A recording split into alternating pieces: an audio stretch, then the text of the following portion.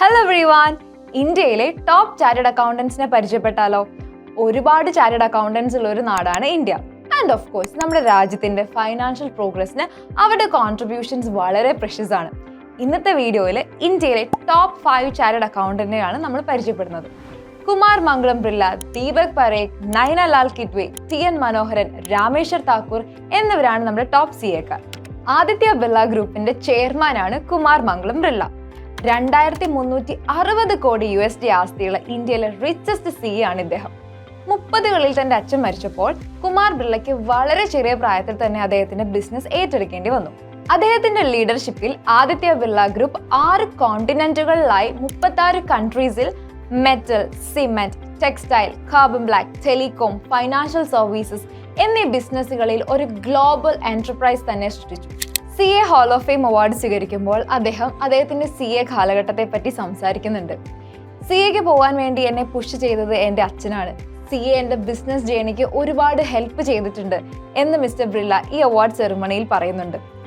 International advertising അസോസിയേഷന്റെ CEO of the year award പോലുള്ള അവാർഡുകൾ അദ്ദേഹത്തിന്റെ എക്സെപ്ഷണൽ ബിസിനസ് സ്കിൽസിനെ പ്രകടമാക്കുന്നു.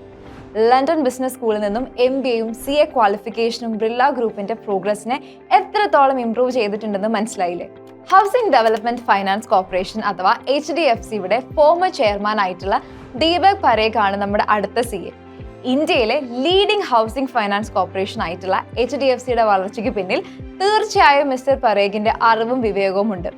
1965 ഫസ്റ്റ് അറ്റംപ്റ്റിൽ തന്നെ അദ്ദേഹം CA ക്വാളിഫൈ ചെയ്തു. ഏർണസ്റ്റ് ആൻഡ് യങ് പോലെ ടോപ്പ് കമ്പനീസിലാണ് അദ്ദേഹം CA ആർട്ടിക്കിൾഷിപ്പ് ചെയ്തത്.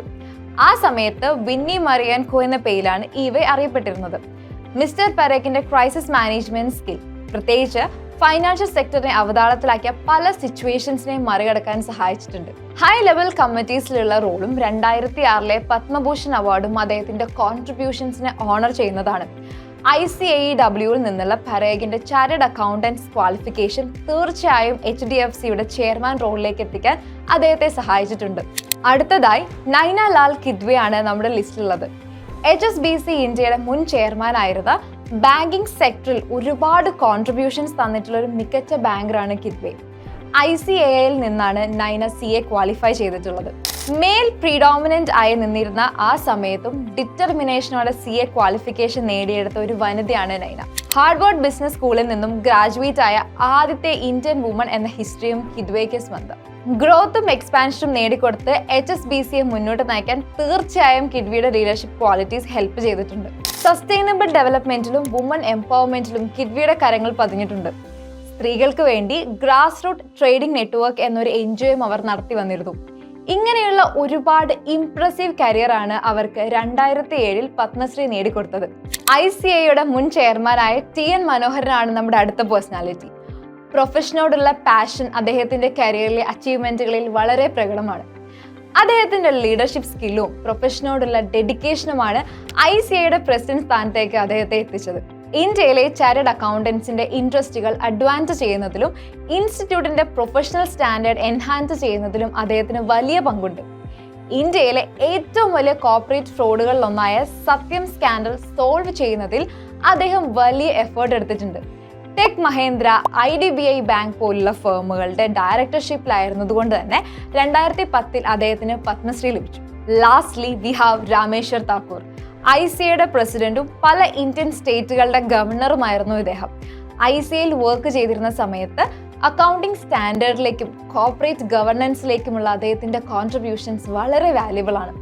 മധ്യപ്രദേശിലും കർണാടകയിലും സെർവ് ചെയ്തിരുന്ന ഇൻഫ്ലുവൻഷ്യൽ റോൾസ് അദ്ദേഹത്തിന്റെ ഗവർണൻസിന്റെയും ഫൈനാൻഷ്യൽ മാനേജ്മെന്റിലുള്ള കമ്മിറ്റ്മെന്റിലും പ്രകടമായിരുന്നു.